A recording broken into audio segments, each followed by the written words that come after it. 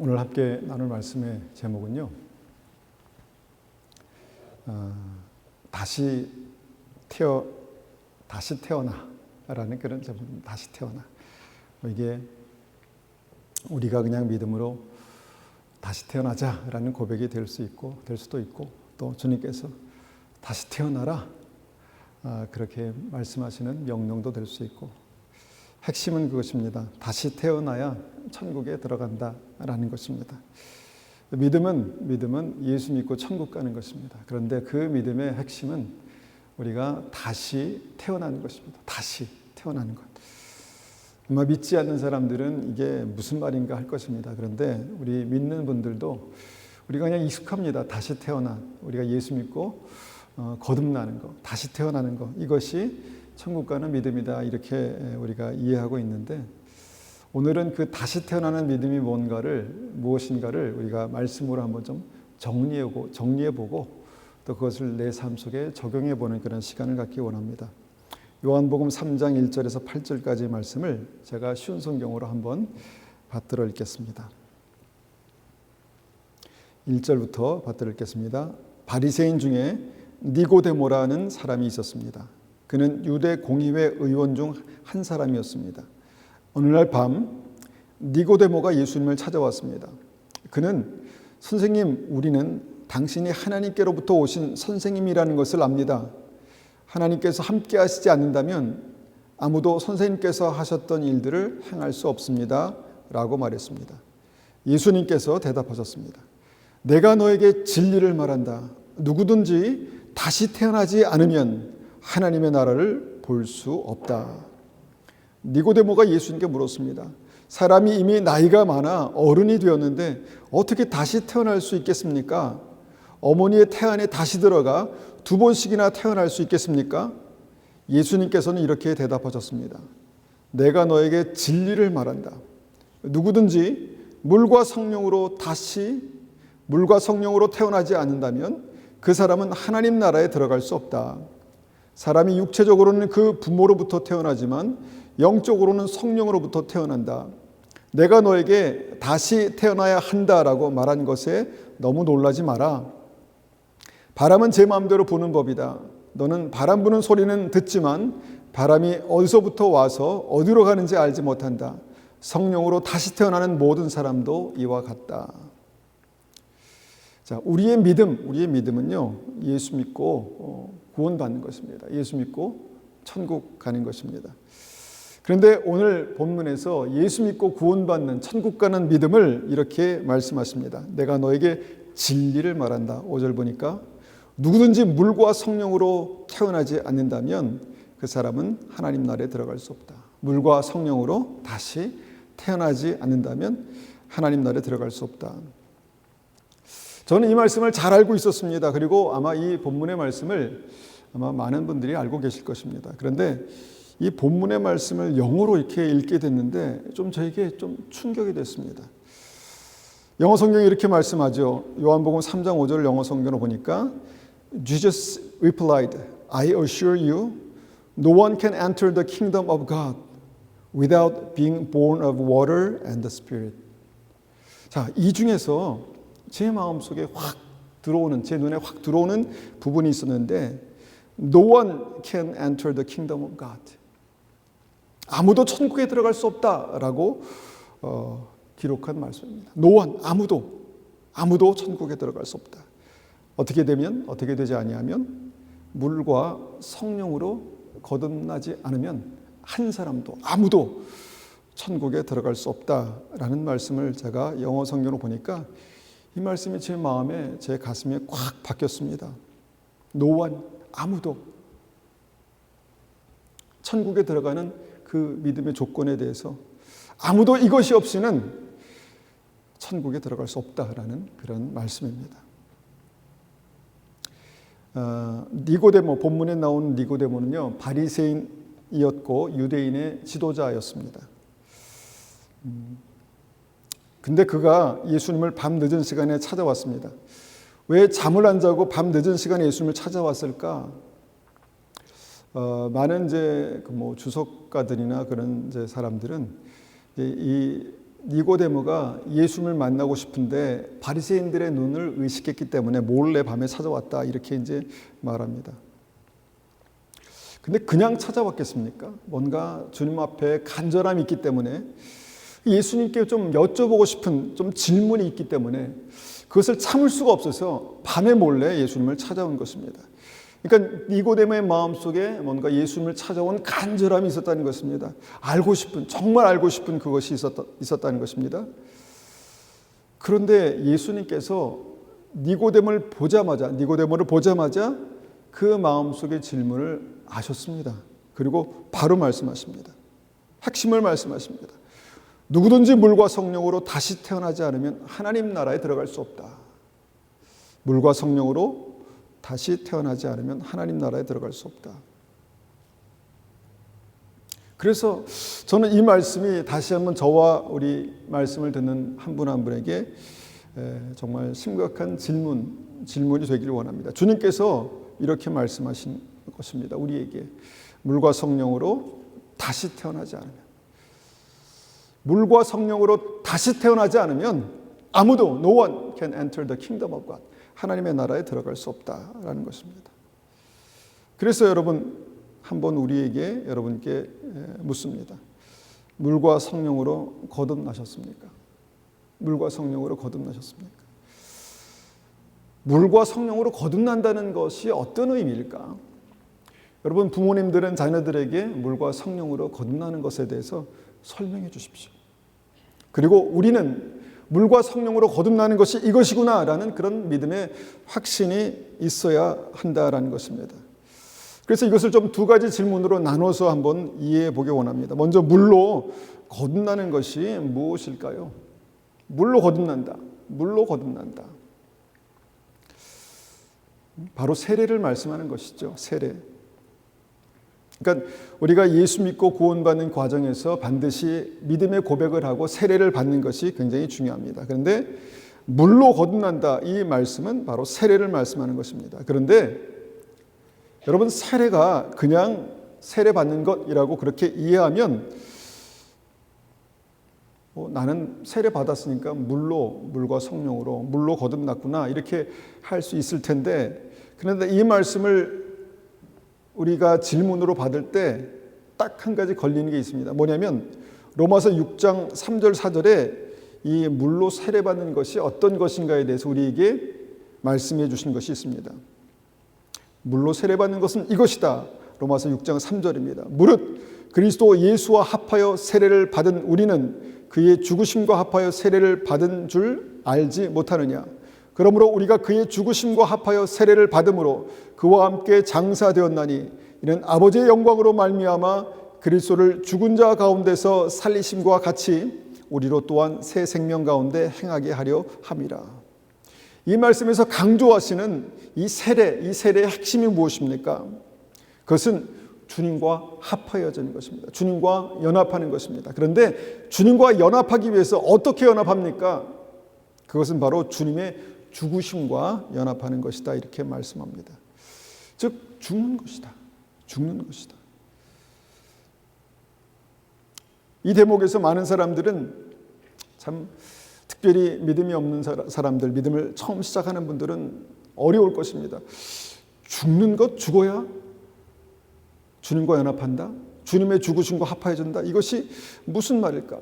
저는 이 부분에 대해서 굉장히 많은 말씀들을 나눴고 이 말씀에 대해서 설교했습니다. 그럼에도 불구하고 예수님의 죽으심과 합하여진다라는 것들을 생각하면은 참 많은 생각들이 머릿속에서 막 요동칩니다. 나는 예수님과 합하여 죽었나? 우리 믿음의 성도님들은 예수님과 합하여 죽었나? 죽는 것이 무엇인가? 죽는 증거가 뭔가? 라는 것들을 생각하게 됩니다. 여러분 죽는 것이 무엇입니까? 내 육체가 죽는 것, 그것은 아니죠. 내 영혼이 죽는 것도 아닙니다. 우리가 이제 우리의 영혼, 육 해가지고 우리의 혼이 죽는 것이다. 이렇게 이제 설명을 드렸죠. 이전에 설명을 드렸습니다. 혼이 죽는 것입니다. 특별히 혼의 지정의 우리의 생각과 우리의 정서, 감정과 우리의 의지가 죽는 것이다. 굳이 이론적으로 설명을 드리면 우리의 혼의 지정의가 하나님의 말씀에 의해서, 말씀이신 예수 그리스도에 의해서 죽는 것이다. 이렇게 말합니다. 죽는 것이다. 이것이 물로 우리가 거듭나는 것이다 라는 것이죠. 근데 이게 너무 추상적이지 않습니까? 우리의 지정의가, 우리의 생각과 우리의 감정과 의지가 예수님의 죽으심과 합하여져 죽는다. 좀 실제적으로 적용해 볼 필요가 있겠다라는 생각을 합니다. 죽는 것이 무엇입니까? 그래서 한 두 가지만 우리가 한번 적용해 보기 원합니다. 예수 그리스도와 함께 죽는 것. 이 죽는 것의 의미는요, 내 인생의 주인이 바뀌는 것입니다. 내가 예수님과 합하여 죽었다라고 할 때 나는 죽는 것입니다. 그러니까 나는 죽는다라는 그 의미가, 그것이 어떻게 삶으로 나타나는가? 그것은 내 인생의 주인이 바뀌는 것입니다. 내 인생의 주인이 예수님이 되시는 것이죠. 여러분, 이것이 우리의 삶 가운데 어떻게 우리가 이해가 될 수 있을까요? 내 인생의 주인이 바뀐다. 그냥 어렵지만, 좀 무겁지만 한번 솔직하게, 정직하게 한번 우리가 이것을 우리의 삶 속에 한번 확인해 보기 원합니다. 내 인생의 주, 예수님을 나의 구주로, 주인으로 그렇게 삼는 것이 믿음 아니겠습니까? 그러면 이전에 내 삶의 주인이었던 나는 죽는 것입니다. 그리고 예수님께서 내 안에 사시는 것입니다. 예수님을 그만큼 신뢰하는 것이죠. 예수님을 그만큼 의지하는 것이죠. 그리고 그분이 실제로 내 삶의 주인이 되시는 것을 우리 삶 속에 그렇게 고백하는 것입니다. 여러분, 왜 사는가? 라는 질문을 해보셨습니까? 내가 왜 사는가? 모든 사람은 이 질문을 가지고 살아갑니다. 내가 왜 살아가는가? 내가 왜 결혼하는가? 내가 왜 직장을 가지고, 내가 왜 이 일들을 하며 사는가? 왜 사는가? 여러분, 그 질문에 대해서 여러분 예수님과 관여해서 내가 이것 때문에 삽니다라고 대답할 수 있는 그 대답이 있습니까? 우리는 많은 경우에 나는 행복해지기 위해 삽니다. 그렇게 말합니다. 그렇게 생각합니다. 행복해지기 위해서 사는 것이죠. 나는 축복받기 위해서 예수 믿습니다. 이렇게 말합니다. 행복하고 축복받고 형통하고 잘되기 위해서 예수 믿습니다. 그렇게 믿음은 출발합니다. 맞습니다. 하나님께서 우리를 축복하시고 형통케 하시고 주님께서 우리의 삶을 가장 좋은 것으로 채우시길 원하십니다. 그런데 그 믿음의 전제 조건이 뭐냐? 전제 조건. No one, 아무도 cannot enter the kingdom of God. 아무도 이것이 없이는, 예수 그리스도와 합하여져 죽는 죽음이 없이는, 그 주인이 바뀌는 역사가 없으면 이런 것들은 그냥 허상일 뿐이다라는 것입니다. 그냥 생각, 관념일 뿐이다라는 것이죠. 여러분, 우리가 이제 믿는 과정에서 많은 사람들의 간증을 듣다 보면 예수님 때문에 내 삶을 헌신했다 뭐 이런 얘기들을 듣습니다. 그리고 예수님 때문에 우리의 역사 속에서 목숨을 던져서 복음을 전하는, 정말 생명을 던져서, 예수님처럼 생명을 던져서 복음을 전하는 순교자들을 보게 됩니다. 우리도 이 순교자들 때문에 복음을 듣게 된 것이죠. 그러니까 뭔가 예수님의 뜻을 받들어서 주님께서 그들에게 주신 가장 중요한 사명이 복음을 전하는 거기 때문에 그 복음을 전하기 위해서 생명을 걸었다는 것입니다. 그러니까 주인이 바뀐 것이죠. 내가 주인이 바뀌면 다 순교자가 돼야 되는가? 이런 말씀을 드리려는 것이 아니라 주인이 바뀌는 삶의 증거가 있다는 것입니다. 뭔가 바뀐 것이 있다는 것이죠. 그것이 바로 내가 주님과 함께 죽고 주님께서 내 안에 사시는 그런 증거다, 이렇게 말씀드릴 수 있습니다.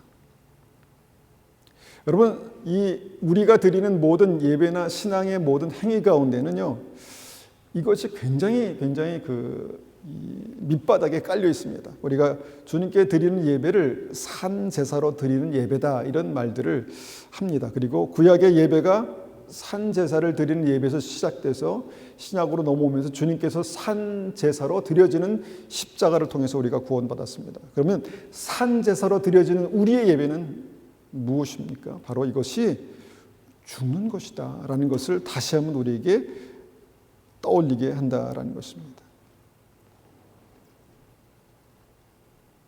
내 생각과 의지를 희생의 제사로 주님께 드리는 것, 내 소중한 시간을 희생의 제사로 드리는 것, 그리고 내 재정도 우리가 헌금을 하지 않습니까? 희생의 제사로 드리는 것, 이런 모든 예배의 행위가 산 제사로 주님께 드리는 것입니다. 그런데 왜 드립니까?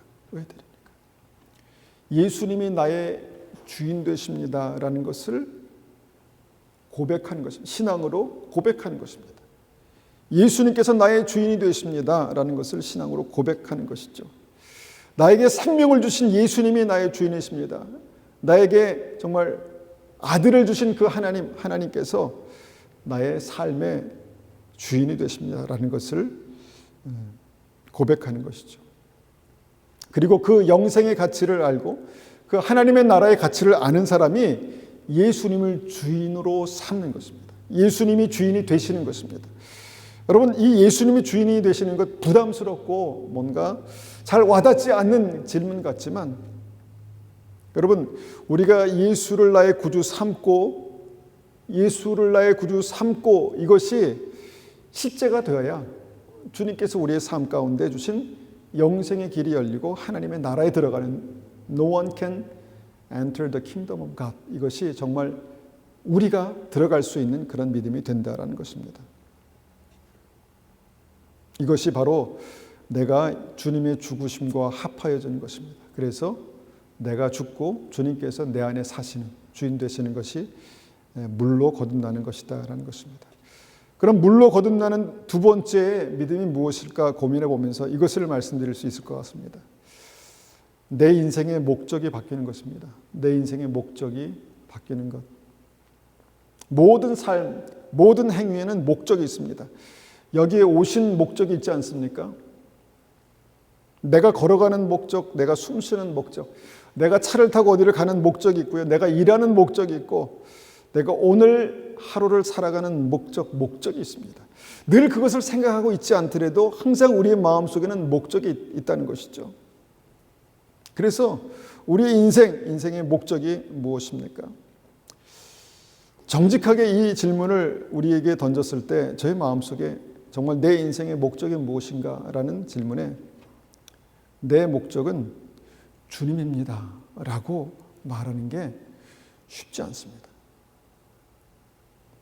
왜냐하면 내 삶의 목적은 나입니다. 나. 그렇지 않습니까?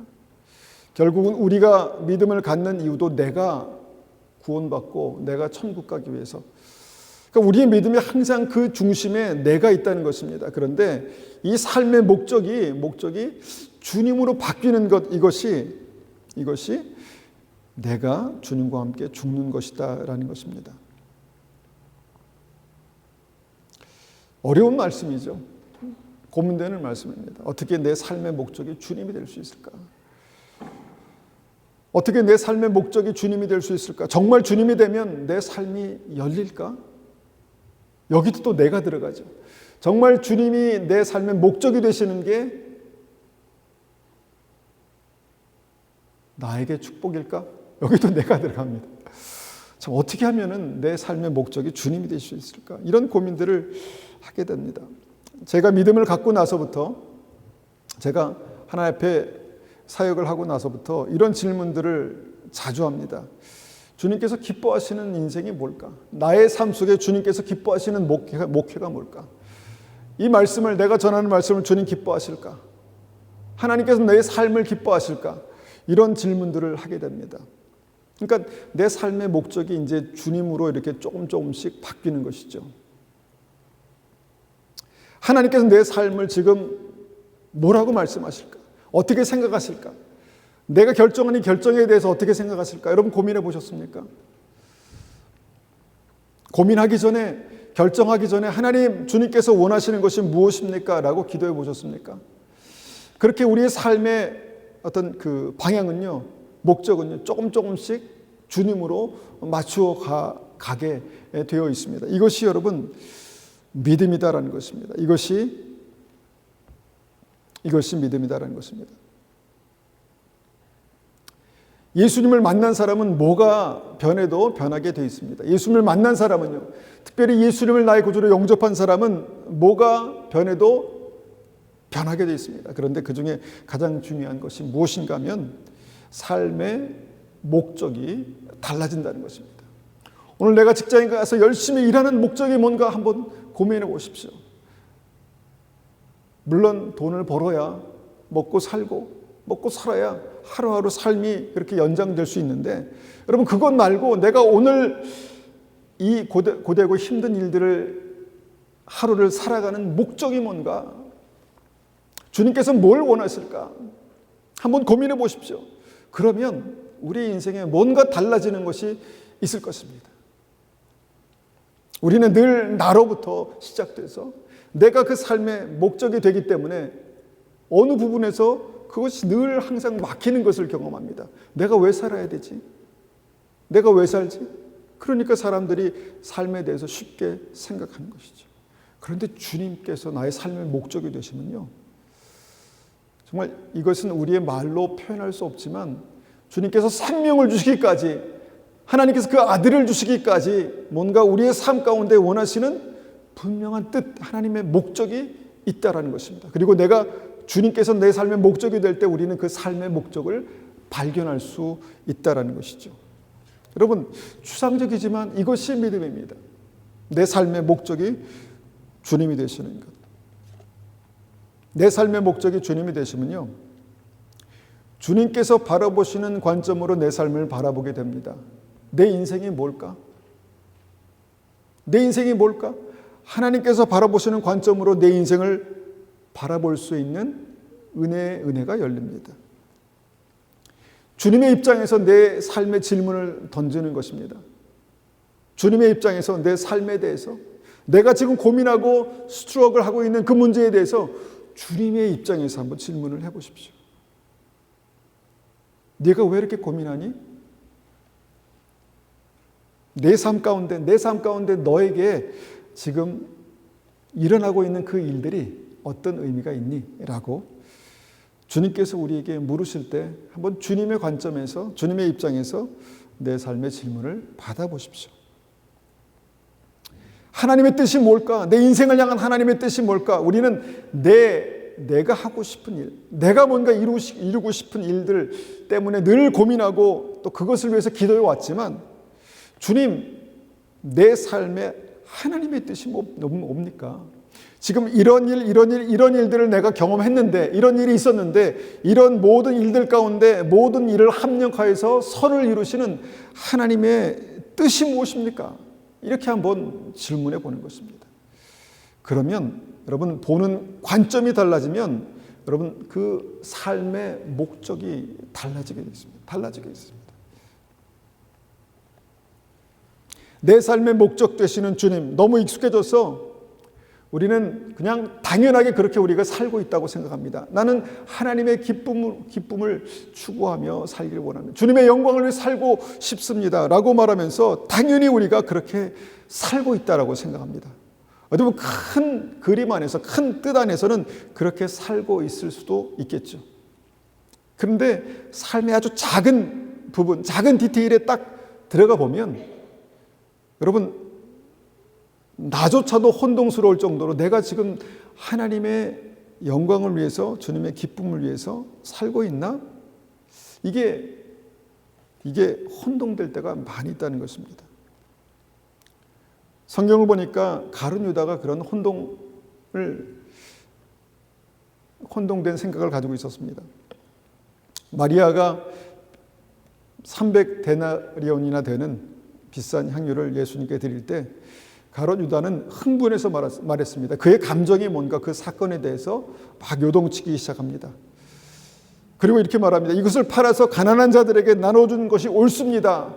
하나님의 영광을 말하고 있습니다. 하나님의 큰 뜻을 말하고 있습니다. 그리고 가룟 유다는 자기가 그렇게 살고 있고 자기가 그렇게 믿고 있다고 생각했습니다. 그런데 주님께서 가난한 사람들은 항상 너 주변에 있다. 네가 그렇게 살아라. 그리고 이 여인은 지금 나에게 가장 좋은 일을 한 것이다. 이렇게 말하니까 가룟 유다의 그 정말 분명히 확신하는 그 뜻을 예수님께서 마치 부정하신 것처럼 가룟 유다가 흥분하기 시작합니다. 화가 납니다. 그런데 실제로 그가 그렇게 흥분하고 화가 나는 이유는 그의 삶의 아주 작은 부분에서 그가 그렇게 살고 있지 않기 때문이었습니다. 저는 도적이랑 함께 정말 쓰는 그 돈을 훔쳐가미라라. 이렇게 이제 썼습니다. 아주 작은 부분에서 자기 생각대로, 자기 의지대로, 자기 느낌대로, 자기의 감정대로 살아갔던 그 삶이 하나님께서 그것을 딱 들추어내시니까 그가 당황했습니다. 그리고 화가 났습니다. 그리고 결국 그 말 한마디에 그 삶에 잠재되어 있던 자아가 확 드러나서 정체를 드러내면서 예수님을 은삼십에 팔아버리죠. 그래서 우리가 예수님이 나의 주인이 되시는 그 믿음은요, 사실 쉬운 믿음은 아닙니다. 쉬운 믿음은 아닙니다. 여러분, 그 과부의 두 렙돈 사건 아시죠? 그 바리새인이 큰 헌금을 드리면서 주님께 예배합니다. 기도합니다. 하나님께 영광을 돌립니다. 물론 그 예배가 그에게 굉장히 큰 예배였죠. 그런데 과부가 두 렙돈, 그러니까 아주 작은 돈을 하나님 앞에 그렇게 헌금하면서 드렸던 그 예배를 주님께서 받으셨다, 이렇게 말씀합니다. 그러니까 우리가 보기에는 우리는 큰 것을 드리고 큰 것을 헌신했기 때문에 큰 믿음을 가지고 있다라고 생각하는데, 결국은 이 작은 것에 우리의 마음이 실리지 못하면, 우리의 믿음이 입혀지지 못하면, 그 믿음이 진짜가 되지 못하면, 여러분, 우리의 믿음은 하나님께서 보시기에 내가 주인인 믿음이다라는 것입니다. 여러분, 우리가 자녀를 사랑하면 이런 말을 하죠. 우리가 자식 하나 바라보고 산다. 물론 그럴 수 있습니다. 너무 귀한 그런 믿음입니다. 정말 부모는 자식을 위해서 자식이 잘 되기를 바라고, 이 아이들이 믿음 안에 자라기 원하고 축복받기 원하고, 정말 이 아이들이 형통하기를 원하고 간절히 그렇게 구합니다. 기도합니다. 그런데 그 믿음이 여러분 진짜가 되면 어떻게 될까요? 진짜가 되면 부모가 자식을 하나님께 맡깁니다. 그렇게 되지 않겠습니까? 내가 꽉 잡고 있던 그 자식을 하나님께 맡긴다는 것이죠. 내 생각대로, 내 계획대로 아이들이 형통하고 잘 되길 원하는데 라는 그런 안타까움도 하나님께 맡기고, 모든 나의 정말 열정과 자녀를 향해서 쏟아부었던 그것도 하나님께 그렇게 내려놓습니다. 맡깁니다. 그리고 하나님께서 그의 삶 가운데 함께 하시도록 기도하게 되죠. 그러니까 우리의 사랑도, 우리가 자녀를 향한 그 진실한 부모의 사랑도 예수님이 주인 되시는 그것과 내가 주인 된 것과 다를 수 있다라는 것입니다. 여러분, 이렇게 뭔가 우리가 좀 우리의 삶에 내가 물로 거듭났나, 예수님의 죽으심과 합하여져서 내가 죽었나, 그래서 예수님께서 나의 주인이 되시고 내 삶에 주님께서 주신 목적이, 삶의 목적이 되는 것, 그것이 우리의 삶 가운데 나타났나 우리가 확인해 볼 필요가 있다라는 말씀을 드립니다. 그럼 크게 두 번째로 물과 성령으로 거듭났다라는 그 믿음에서 두 번째, 성령으로 거듭나는 믿음은 무엇인가입니다. 성령으로 거듭나는 믿음. 자, 물로 거듭나는 믿음, 어떻게 보면 내 믿음의 결단으로 말미암아 하나님께서 내 삶을 바꾸시는 그런 역사인데 성령으로 거듭나는 믿음이다. 성령으로 거듭나는 믿음이다. 예수님께서 12제자를 택하셔서 3년 반을 주님과 함께 다니면서 주님의 말씀을 듣고 주님께 정말 헌신했습니다. 그런데 그 제자들에게 3년 반을 주님을 따라다니며 배웠던 제자들에게 주님께서 이렇게 말씀하십니다. 사도행전 1장 4절 5절입니다. 사도와 함께 모이사 그들에게 분부하여 이르시되 예루살렘을 떠나지 말고 내게 들은 바 아버지께서 약속하신 것을 기다리라. 요한은 물로 세례를 베풀었으나 너희는 몇 날이 못되어 성령으로 세례를 받으리라 하셨느니라. 헌신된 제자들입니다. 그래서 예수님과 함께 복음을 전했고 복음을 전할 때 정말 귀신들이 떠나가고 병 고치는 어떤 그런 역사들이 나타났습니다. 그런데 그런 제자들에게 주님께서 성령을 기다려라 이렇게 말씀하십니다.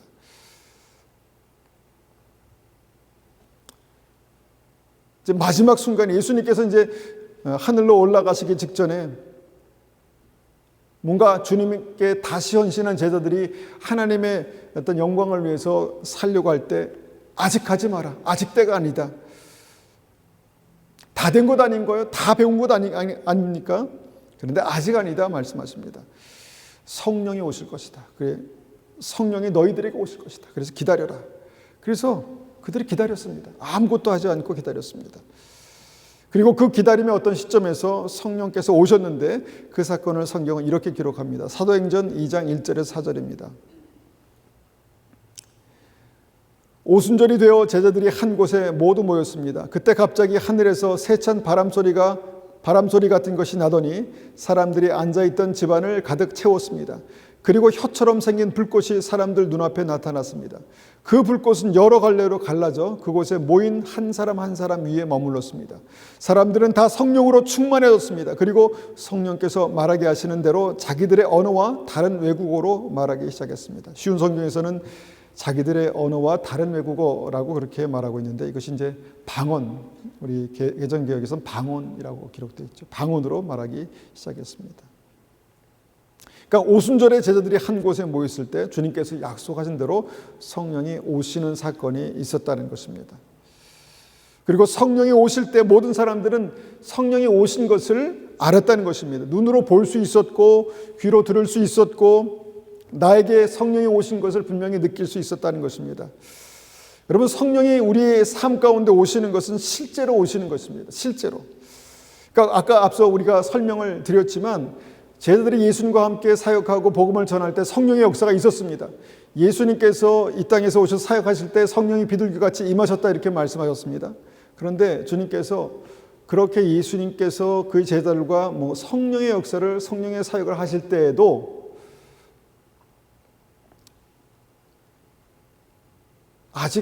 아직 안 됐다. 성령이 오셔야 너희들이 주님께서 주신 믿음의 삶을 살 수 있다 이렇게 말씀하셨다는 것입니다.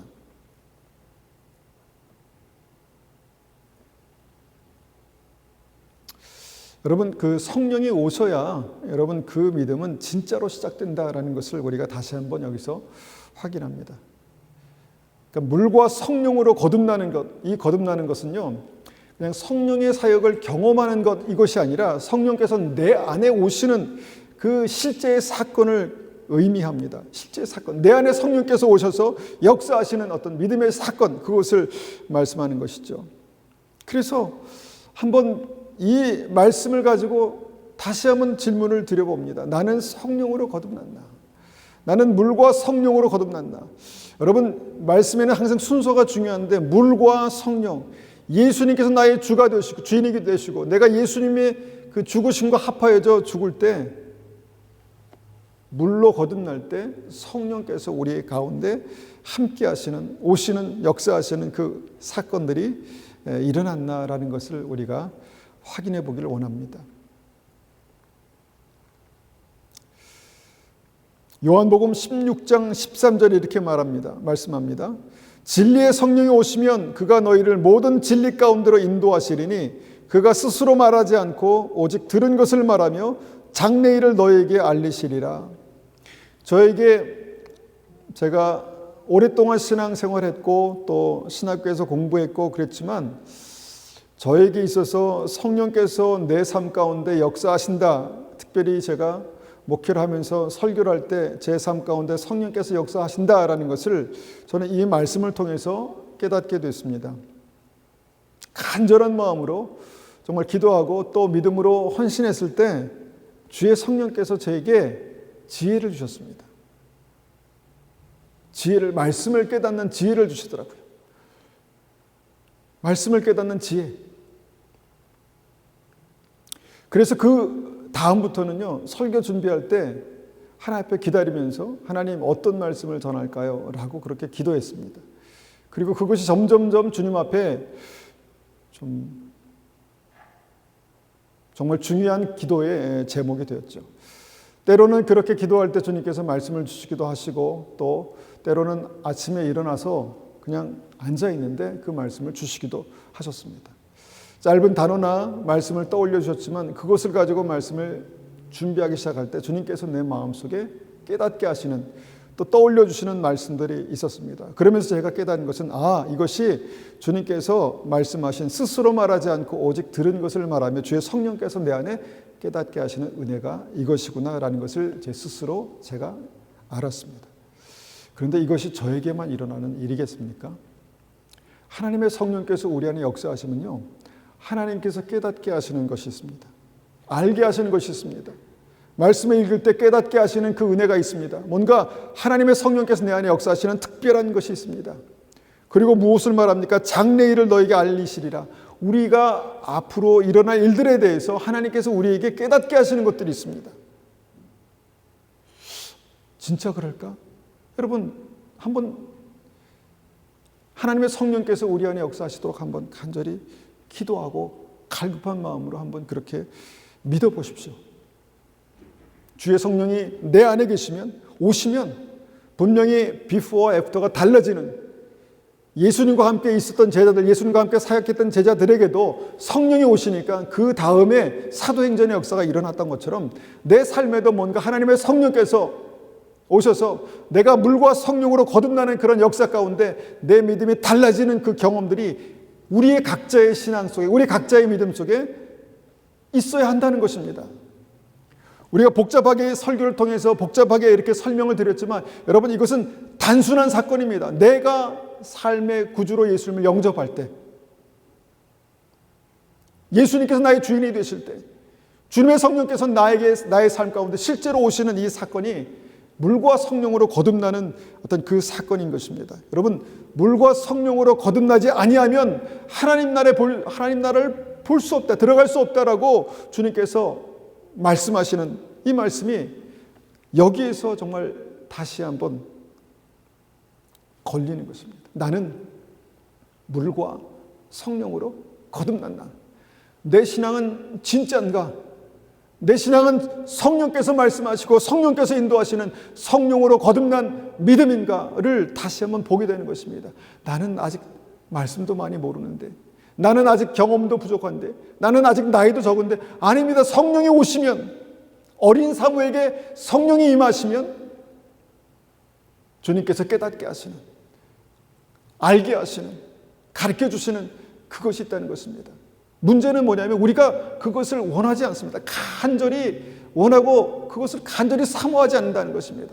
그냥 믿으면 되겠지. 나는 믿어. 그런데 나는 물과 성령으로 거듭났는가?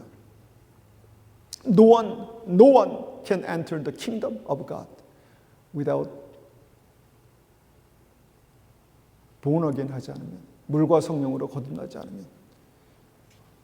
그래서 성령으로 거듭나셨습니까? 주님께서는 우리가 물과 성령으로 거듭나기를 간절히 원하십니다. 그래서 이렇게 말씀하십니다. 누가복음 11장 13절에 이렇게 말씀하시죠. 너희가 악할지라도 좋은 것을 자식에게 줄 줄 알거든 하물며 너희 하늘 아버지께서 구하는 자에게 성령을 주시지 않겠느냐. 여러분, 구해보셨습니까? 성령께서 우리의 삶 가운데 오시도록, 내 삶 속에 주님께서 오시도록, 성령께서 오시도록 여러분 구해보셨습니까? 여러분, 그 앞서 구하라 주실 것이요, 찾으라 찾을 것이요, 두드리라 열릴 것이니, 이 말씀이요, 우리의 필요를 따라서 우리의 필요를 구하라고 말씀하신 것이 아니라 가장 좋은 것을 내가 주기 원하는데, 가장 좋은 것을 너에게 허락하기를 원하는데, 구하는 자에게, 그것을 구하는 자에게 내가 가장 좋은 것, 성령을 주시지 않겠냐, 이렇게 연결되는 말씀인 것입니다.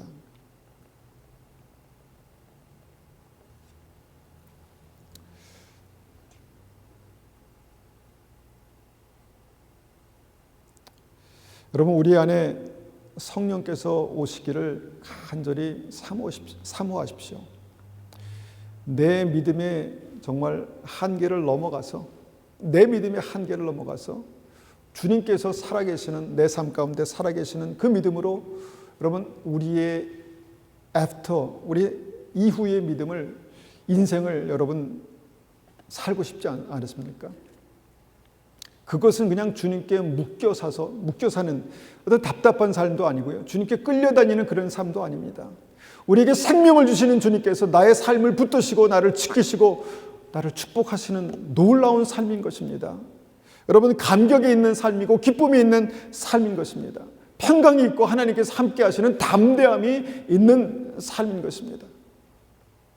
그런데 그 방법이 무엇입니까?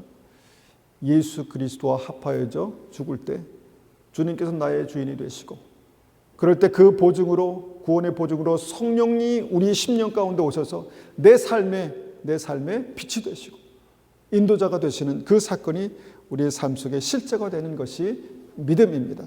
그런 믿음이 우리의 믿음이 되기를 원합니다. 이 시간에 우리가 한번 같이 좀 기도하겠습니다. 하나님 나라에 들어가는 그 믿음은 물과 성령으로 거듭나는 믿음이라고 말씀하셨는데, 여러분, 내가 하나님 물로 거듭나고 주님의 죽으심과 합하여서 죽고 내 안에 주님께서 사시고 그 구원의 보증으로 주의 성령께서 나의 삶 가운데 오시는 그 경험이, 하나님 그 실제 사건이 나에게 있게 도와주십시오. 주님, 간절히 원합니다. 주의 성령께서 내 안에 오시고 내가 다시 한번 말씀 앞에, 하나님 다시 한번 말씀 앞에 우리의 삶이 반응할 수 있도록 주님 도와주십시오. 그렇게 한번 같이 기도하겠습니다.